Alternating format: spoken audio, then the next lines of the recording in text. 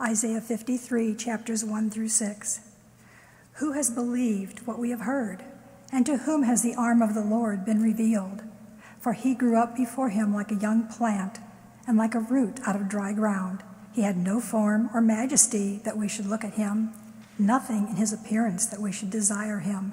He was despised and rejected by others, a man of suffering and acquainted with infirmity, and as one from whom others hide their faces. He was despised, and we held him of no account.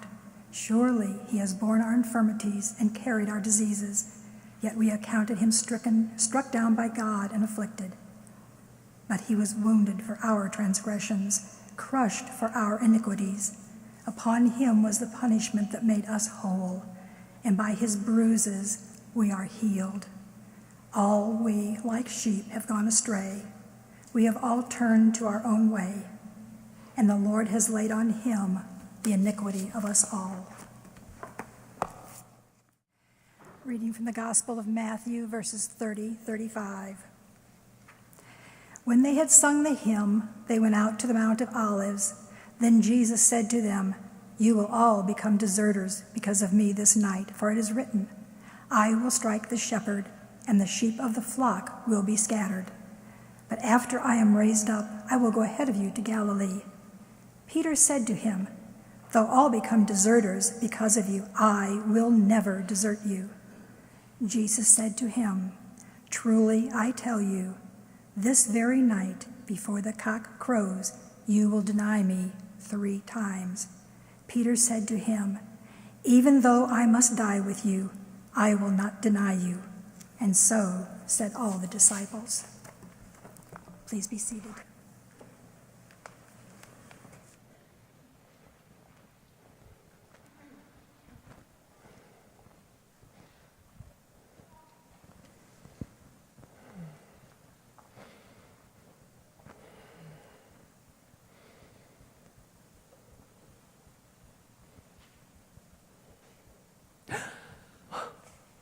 You startled me.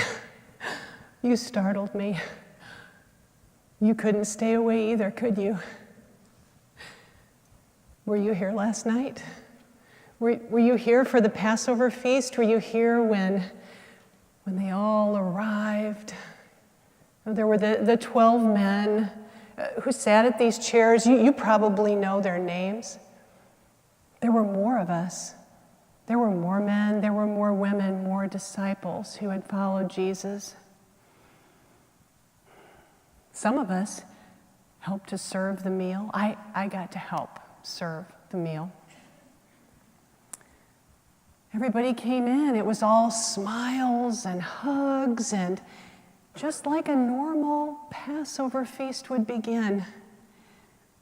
And we just never thought it would end like this.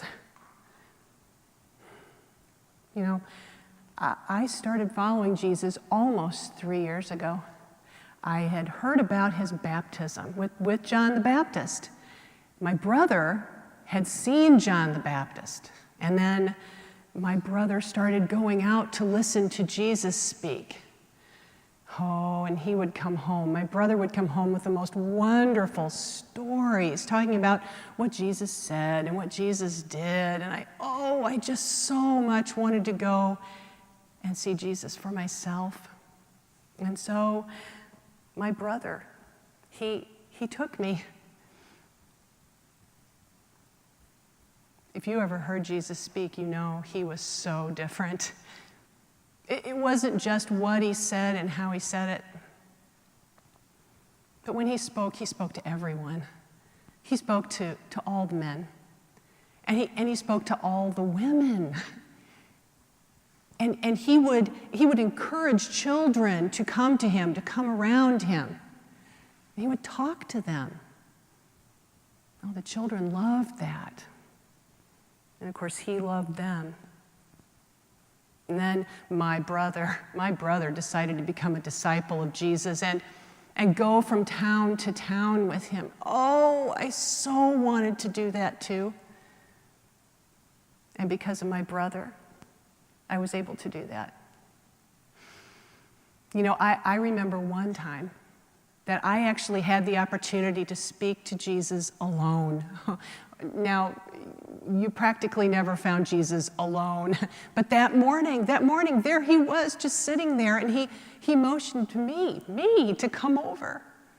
And I did. I went over, and he asked me to have a seat. Oh, he knew my name. He knew things about me. Oh, I had so many questions. And he just sat there with me and listened to me and spoke to me as if he had all the time in the world. He was in no hurry at all. And eventually people saw us sitting there and they were curious and they came around. And do you know, Jesus used 2 of my questions for teaching that morning. 2 of my questions. I'll never forget that day.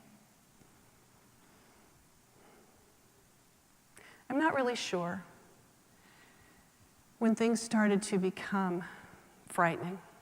In the beginning, it was just, all of it was just so exciting. But the more that Jesus went out to speak and go from town to town, the more he became known, and the bigger the crowds would be waiting for him when we got to that town. And so then from town to town, the bigger the crowds became that were following him from town to town. And it was glorious and it was exciting. But it was also frightening because those crowds, as they got larger and larger, they became more loud and drew more and more attention to themselves. And there were some of us who had followed Jesus for some time, and alone, privately, we would talk to each other and wonder, how long could this last?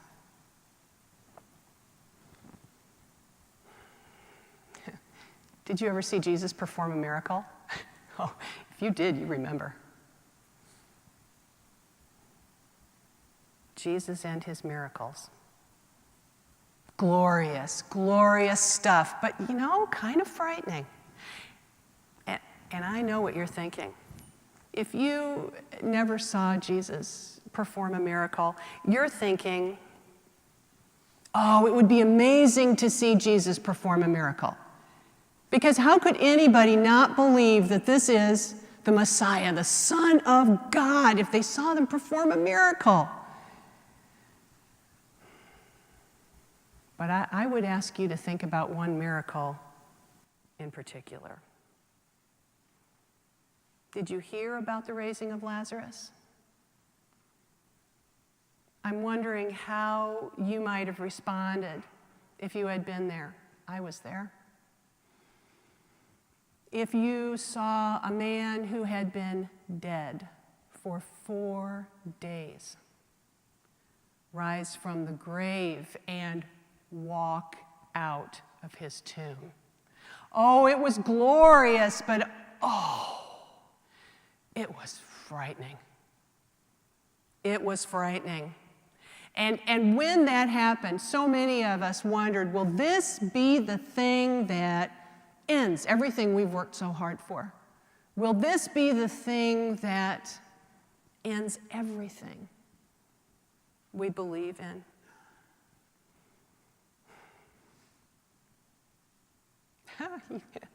It was less than a week ago that Jesus was riding that donkey into Jerusalem. Do you remember that? Were you there for that day? When Jesus' disciples and followers were along that road, were you there waving palms and throwing their coats on the road and yelling, Hosanna, Hosanna in the highest, God save us? And it was glorious, but it was frightening because it was a frenzy. And you know that Jesus had started to make the authorities very angry. There were the religious authorities who were convinced they were in charge. There were the Roman authorities who were convinced they were in charge. And there were so many of us who were convinced absolutely that Jesus was in charge. And then last night at the Passover meal,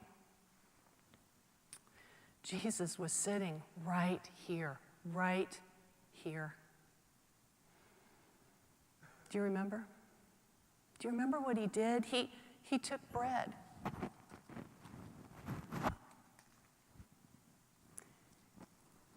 And he raised it up and he gave thanks. And he broke the bread and he gave it to us and he said, "Take, eat, all of you." And we did.